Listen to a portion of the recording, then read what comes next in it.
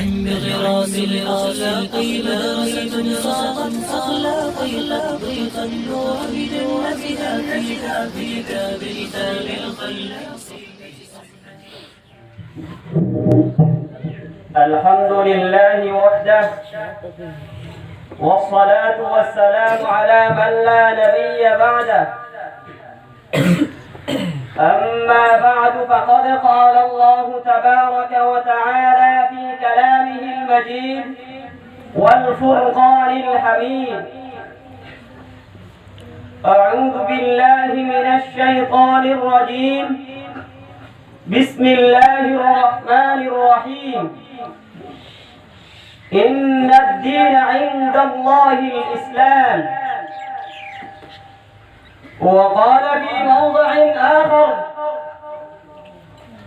اليوم أكملت لكم دينكم وأتممت عليكم نعمتي ورضيت لكم الإسلام دينا.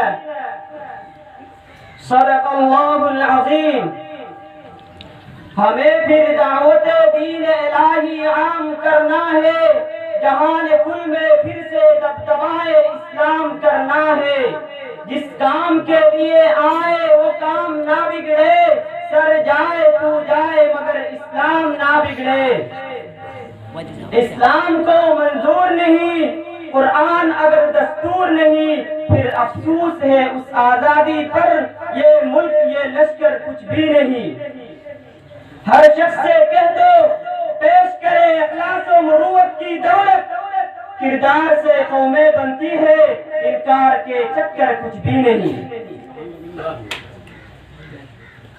لائق صد احترام جناب صدر محترم، اسٹیج پر رونق افروز مہمانان اعظام، علماء کرام، ملت اسلامیہ کے پروانوں، اللہ تعالیٰ کا سدھا احسان ہے کہ اس نے ہم سب کو اسلام کی دولت عطا کی، اپنے پسندیدہ دین میں داخل کیا.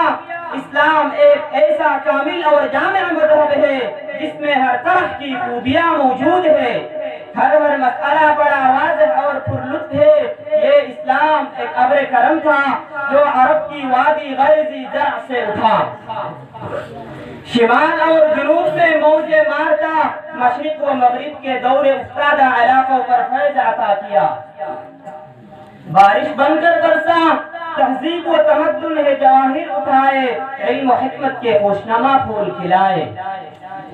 اسلام آیا تو تمام قوموں کی جہالت، قدیم تہذیب و تمدن چند سالوں میں بدل گئی. دنیا ظلم و بربریت سے نکل کر امن و امان میں بدل گئی. خالق حقیقی کو بھولنے والے اور لاتعداد معبودوں کی پوجا کرنے والے توحید و سنت کے علم بردار اور مبلغ اسلام بن گئے.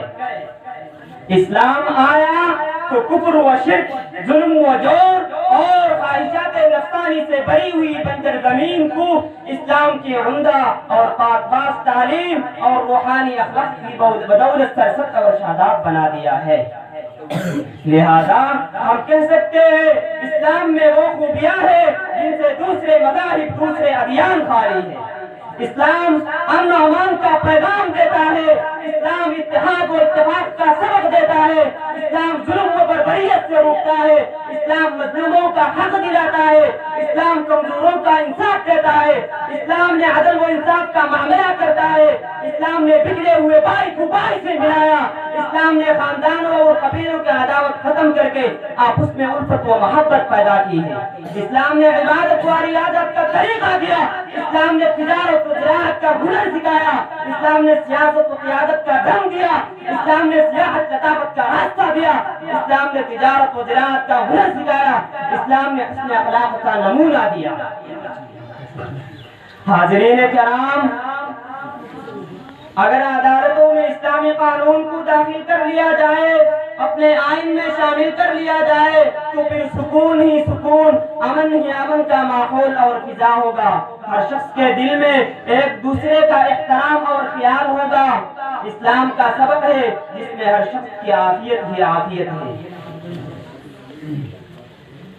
حاضرین مجلس، ہم بڑے فخر سے ارباب حکومت، ارباب عدالت سے کہہ سکتے ہیں کے قانون میں ایک ایسی جاذبیت اور ایسا پرسکون ماحول ہے جس میں ہر شخص کو امن ملتی ہے اور امن و آشتی کا ایسا پرسکون ماحول بھی ملتی ہے، لیکن افسوس ہے جب سے ارباب حکومت، ارباب عدالت سے اسلام کے قانون کو تعصب کی نگاہوں سے دیکھ کر ٹھوکر مار دی، اپنی عدالت سے انصاف عدل کو ختم کر دیا، اپنی عدل و انصاف کے پیغام کو بلا دیا، اپنی دستور سے اسلامی دستور کو نظر انداز کر دیا، پھر کیا ہوا؟ ملک میں ظلم و بربری کا دور شروع ہوا، چوری و زناکاری کا بازار گرم ہوا، جب چاہا قتل و غارت گنی ہونے لگی، برسر عام عورتوں کی اور بوجھے داؤں کی عزت لوٹ لی گئی، اور آج بھی یہی ہو رہا ہے، ظلم کیا جا رہا ہے، چوری ڈاکہ زنی ہو رہی ہے، رشوت خوری ہو رہی ہے، شراب خوری ہو رہی ہے، عصمت دری ہو رہی ہے۔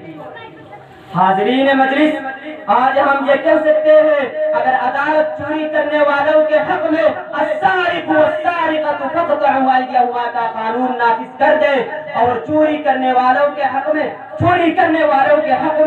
السارق والسارقۃ فاقطعوا ایدیہما کا قانون نافذ کر دے، اور زنا کرنے والوں کے حق میں الزانیۃ والزانی فاجلدوا کل واحد منہما مئۃ جلدہ کا قانون نافذ کر دے، اور قتل کرنے والوں کے حق میں کتب علیکم القصاص فی القتلى الحر بالحر والعبد بالعبد والانثى بالانثى کا قانون نافذ کر دے، کہ کسی کی ہمت نہیں ہوگی کہ وہ چوری کرے، کسی کی ہمت نہیں ہوگی کہ وہ قتل و غارت کرے، کسی کی جرأت نہیں ہوگی کہ وہ زنا کرنے کے لیے اپنے ظلم کا قدم بٹھائے۔ لہذا حاضرین کرام، آج یہ بات ڈکی چھپی نہیں ہے، جب اپنوں یا غیروں نے اسلام کے قانون کو انصاف کی نگاہ سے دیکھا تو اسے اسلام کے تمام قوانین و مسائل بڑے صاف ستھرے نظر آئے۔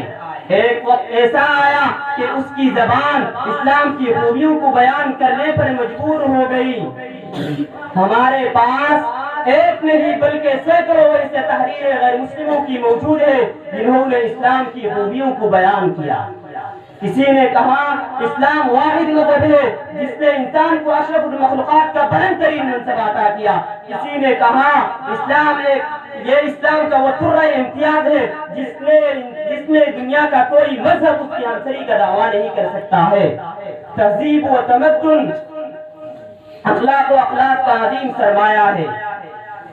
اللہ تعالیٰ ہم سب کو اسلام پر چلنے اور اس کی حقیقت دوسروں تک پہنچانے کی توفیق عطا فرمائے، آمین یا رب العالمین۔ وآخر دعوانا ان الحمد للہ رب العالمین۔